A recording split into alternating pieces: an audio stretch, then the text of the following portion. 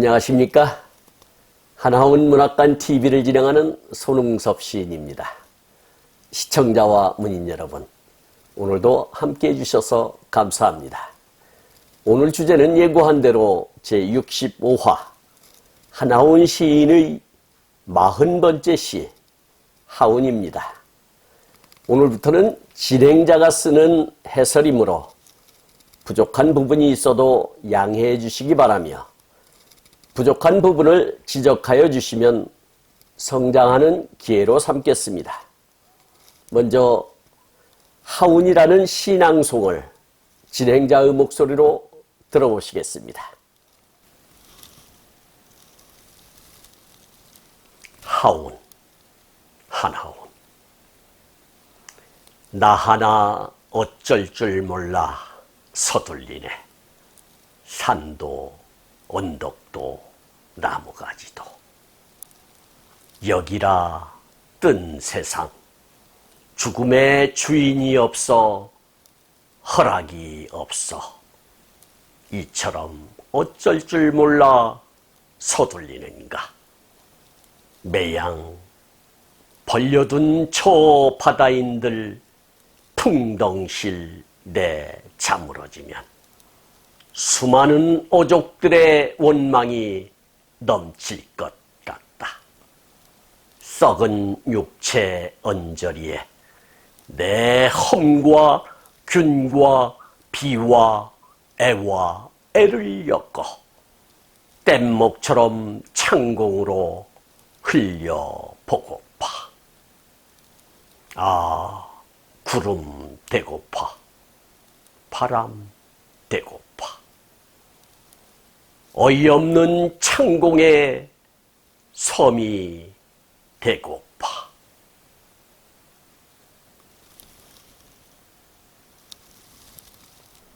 여러분, 하나원 시인의 시 하운 낭송 잘 들어보셨나요? 본래 이 시는 1949년 5월 25일 발행된 하나원 시초에 수록된 시인데요. 오탈자를 수정하여 1964년 12월 15일 정본 하나원 시집을 발행했습니다. 오늘 소개하는 시는 정본 하나원 시집 110페이지에 수록된 것을 바탕으로 하였으며 하나원 시초의 시와 큰 차이가 없다는 것을 알려드립니다. 이 시는 제목부터가 아주 이례적입니다. 왜냐하면 자기의 이름을 가지고 지었기 때문이지요. 물론 본명은 아니지만 스스로 장명하여 개명한 이름이기에 더더욱 그렇습니다. 본래 하나원 시인의 본명은 한태영이었습니다. 클 태자, 꽃뿌리 영자를 쓰죠. 그러나 본명 한태영을 버리고 한하운이란 이름을 쓰게 된 것입니다.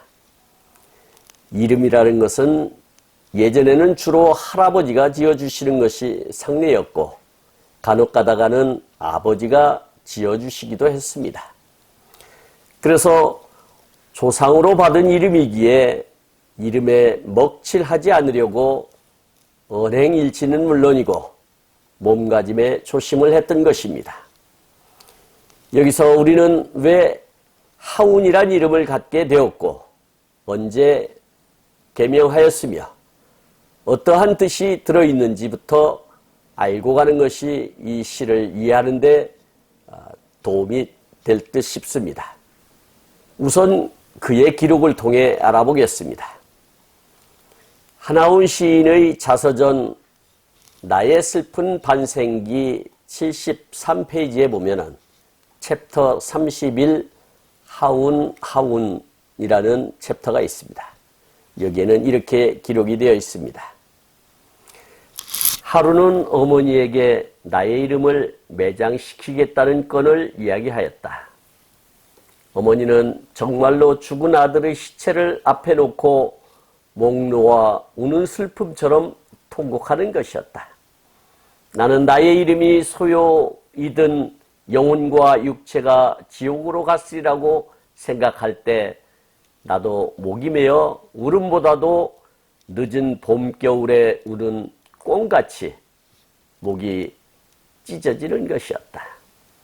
나는 나의 이름과 그 이름을 소유하던 시절을 회상하여 본다.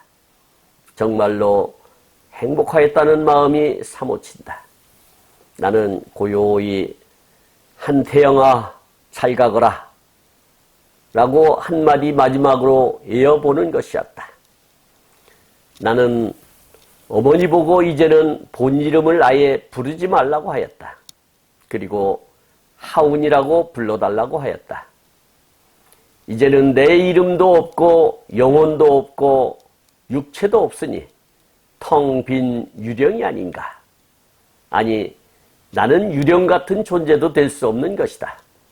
다만 아득히 바라보이는 하늘에 이름도 없이 형태도 없이 흩어져가는 덧없는 구름 같은 무존재가 아닌가. 나는 하운이란 이름에 무척도 하에 대하여 애를 썼었다. 무제시에는 춘수는 만사택이요 하운은 닭이봉이라. 무제시의 하운은 여름 하늘에 뭉게뭉게 피어오르는 정난운의 정말로 아름다운 로맨틱의 몽환을 말하는 것으로만 여겨진다. 여기서 정난운이라고 하는 것은 수직으로 발달한 웅대하고 짙은 구름을 뜻합니다. 여기서 로맨틱이라고 하는 것은 현실적이기보다는 신비롭고 달콤하며 환상적인 데가 있다는 뜻으로 이해하시면 좋겠습니다.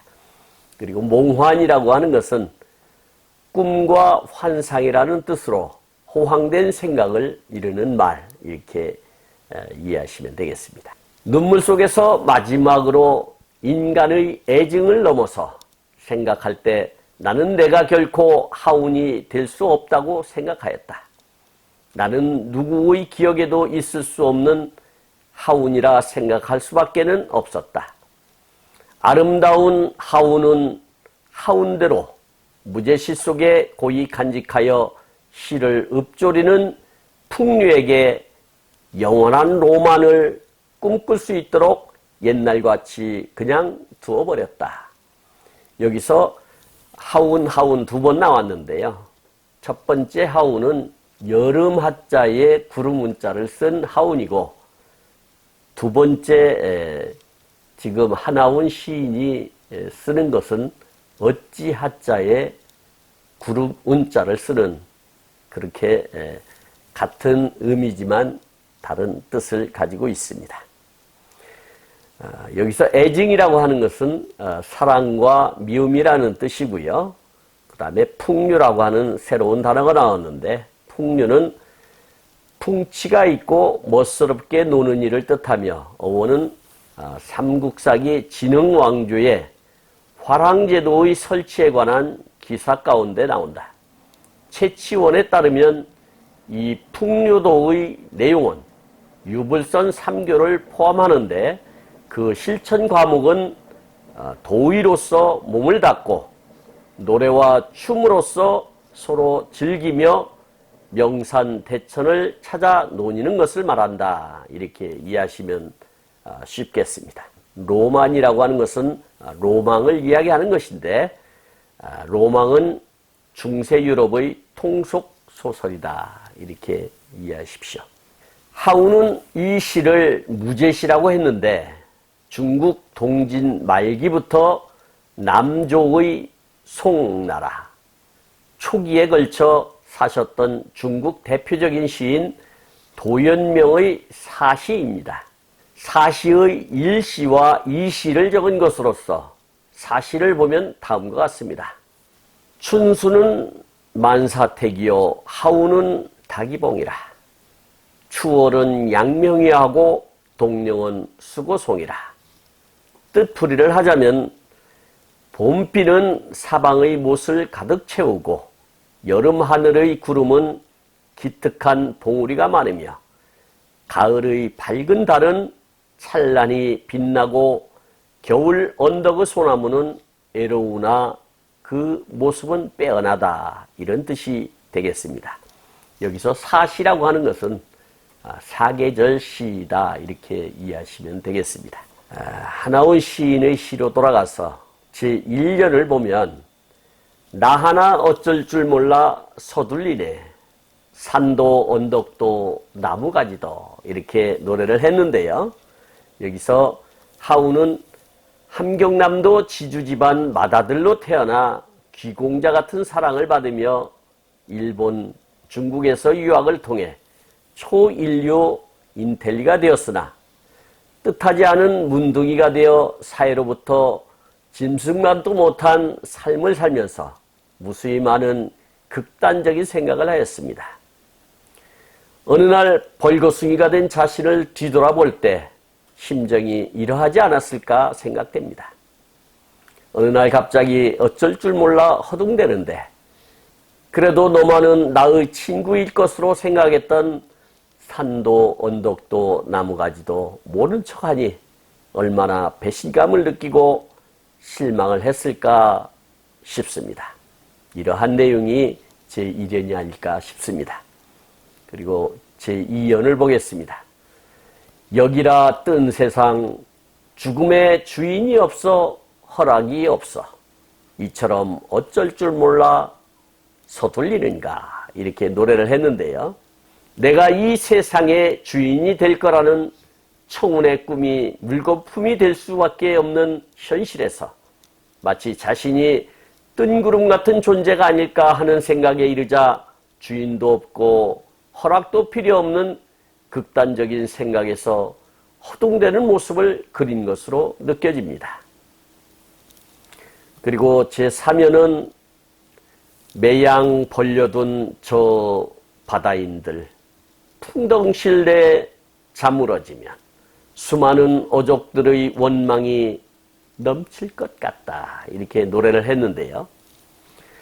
성치 못한 몸으로 풍덩실 바다에 뛰어든다면 혹여 물고기마저 더럽다고 원망하지 않을까 그런 두려움이 아닌가 이렇게 여겨집니다.